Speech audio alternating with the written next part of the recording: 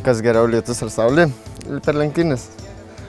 Aš manau, mūsų automobiliui yra geriau lietus, nes tai nėra toks galingas kaip kiti automobiliai Palangoje važiuojantys. Viso labo pas mus yra 2 litrų Integra, o per lietų tos galios daug nereikia. Viskas duoda sukimo momentas, nes galingi automobiliai iš paskui išvažiuojant prasikasa ratai, prasibuksuoja ir praranda galią, o mūsų automobilis ant lietaus važiuot gali.